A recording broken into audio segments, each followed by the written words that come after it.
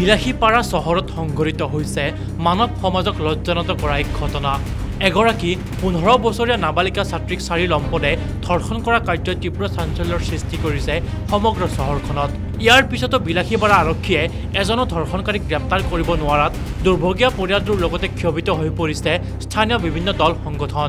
উল্লেখযোগ্য যে যোৱা 27 নৱেম্বৰৰ সন্ধিয়া পুৰণি বজাৰৰ 8ম শ্ৰেণীৰ নাবালিকা ছাত্ৰীগৰাকীক 7 নং ৱাৰ্ডৰ 7 বেৰৰ মইনাল হক নামৰ বিবাহিত পুৰুষজনে ফুচুলাই ওচৰৰ ধাননি পথাৰলৈ লৈ যায়।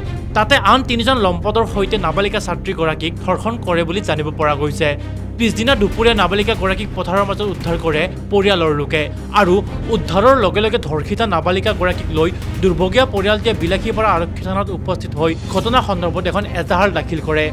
এজাহাৰৰ ভিত্তিত আৰক্ষীয়ে 372/25 নম্বৰ আৰু 65(1)/72/127(2)/137(2) BNSRW Section 4 of POCSO Actত গোচৰ পঞ্জীয়ন কৰে। কিন্তু আজি 5 দিন উকলি যোৱাৰ পিছতো এজনো ধৰ্ষণকাৰীক আৰক্ষীয়ে গ্ৰেপ্তাৰ কৰিব নোৱাৰাত ক্ষোভত ফাটি পৰিছে বিশ্ব হিন্দু পৰিষদ আৰু বজৰং দলৰ বিলাসীপাৰা জিলা সমিতিয়ে।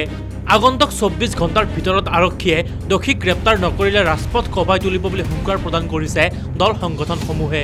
ইফালে আজিও অসুস্থ অৱস্থাত থকা নাবালিকাগৰাকীৰ পৰিয়ালে ঘটনা সন্দৰ্ভত মুখ্যমন্ত্ৰীৰ হস্তক্ষেপ দাবী কৰি দোষীক ফাঁচি দিয়াৰ দাবী তুলিছে।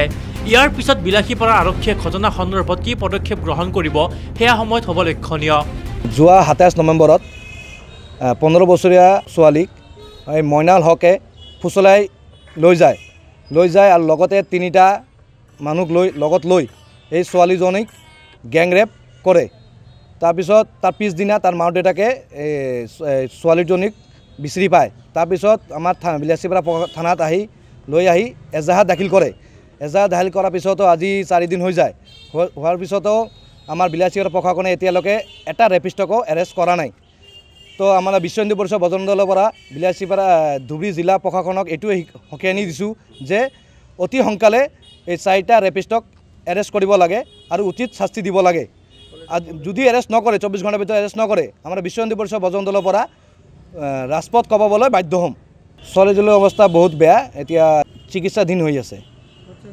27 তাৰিখত 6টাৰ ঘটনা এইটো। মোৰ ছোৱালীটো নাবালিক ছোৱালী 14 বছৰ বয়স। তাই দোকানত বৰা কিনিব গৈছিল। বৰা কিনিব যাওঁতে মইনাল নামৰ মানুহ তাক লৈ ভুলাই ফুচকাই লৈ গৈছে। লৈ যাই ধান খেতত লৈ গৈছে আৰু ধান খেতত লৈ যাই আৰু লগতে 3জন মানুহ মিলি মোৰ ছোৱালীটোক বেয়া কাম কৰিছে। বেয়া কাম কৰাৰ পিছত মই সকালে 12টা মানত ছোৱালীটোক পাইছোঁ। পাৱাৰ পিছত মই লগে লগে থানাত লৈ গৈছোঁ।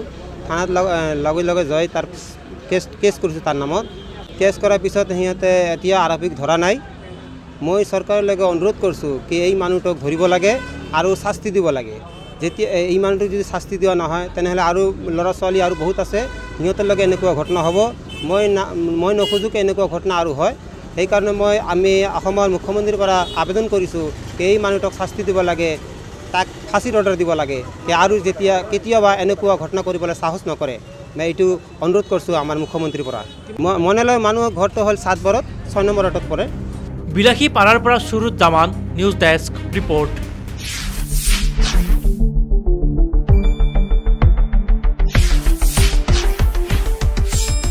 শুদ্ধ আৰু বিস্তৃত বাতৰিৰ বাবে চাই থাকক নিউজ ডেস্ক ৰিপৰ্ট।